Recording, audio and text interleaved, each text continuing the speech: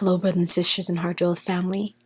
As we continue the series, The Cry of the Poor, I've had the privilege of actually meeting these two ministers, Pastor Lucy and Bishop Florence, from Fountain of Life Ministries in Kenya, East Africa. I met them 4 years ago on my first mission trip to Kenya at a pastor's conference where we were serving. These ladies have such a passion for the Lord and such a sweet spirit. They are the owners of a boys' home which houses several fresh young faces who are in need of love and care. We're preparing to send a box of supplies to them for the children. In this video, Bishop Florence will explain their story, how the Lord touched them and changed their lives by bringing these precious children to them, and their needs and how you can help. We support this ministry with a monthly donation, and you can help us by giving financially so we can continue to support them and their children monthly. You can send a PayPal donation and note it, Fountain of Life Boys Home. If you want to give to them directly, email us and we'll provide Bishop Florence's MoneyGram information. You can also donate items such as books and boys' clothing and mail it to us so we can ship it to them in our box of supplies. Mail it to P.O. Box 1113, Taos, New Mexico, 87571.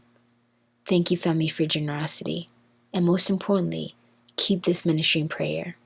My name is Florence Bai, and I'm talking on behalf of Fountain of Life Children's Home. And I want to address the issue of on how we started having taking care on the boy child. Where we were at a church somewhere where the street children were very many. They kept on asking, Pastor, can you give us food? So we decided to feed the street children, and we fed them once every week. Every Saturday we could feed them. And so we fed them, and they came to a big number because we did this for our whole year. And so the boys were very many. Those were the number we were feeding, up to 120. So one day, because the street boys lives near the shops or where they have identified, a certain shop near where most of the boys were sleeping was stolen by thieves. And so when the policemen came later, they found the street boys sleeping there, and they were totally beaten.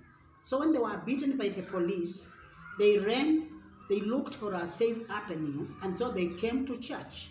And they said, Pastor, we have come to stay, we are not going anywhere, because this is more safer and good than outside. So the boys started sleeping in the church, and therefore we had to buy them mattresses, clothes, and we started keeping them. And that is how God helped us to start a home that comprises boys only. So out of the group that came that time, also many came because they would signal to one another that they have found a place to stay. So the number that came that night was around 25 boys. So others came, they signaled, and they came up to 40, 50 there. And so we decided to reintegrate them to their parents. So we took them back to where they came, and we found some families that their children had gone to the street, and they were not able to get them because they could run from one place to another. So we took them back to the parents who were able, and we remained with the children that were needy to us, and we now kept them in the home. And we started taking the care of them, and we also felt we should have others who are needy and vulnerable. So that is how we started having a boy child.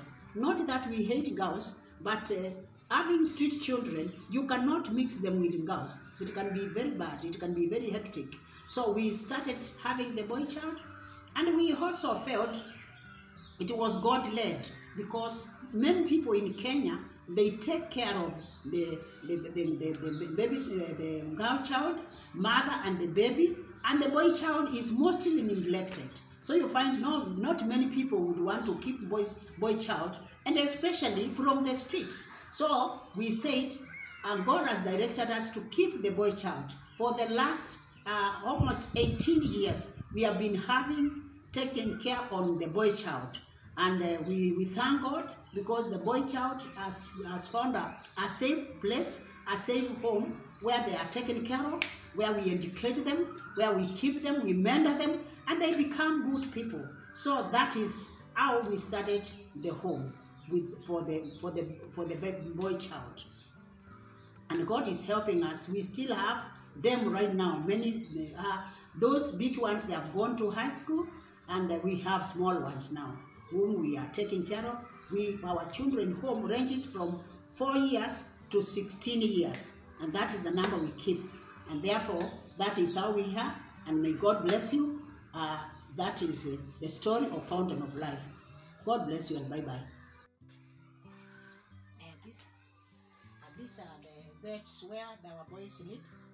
We have 4 different rooms where they sleep, and we thank God for them. So our boys, some are very small because we don't have enough beds.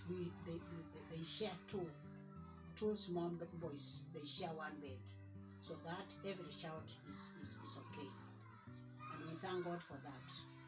So this is the dormitory where they stay. Thank you.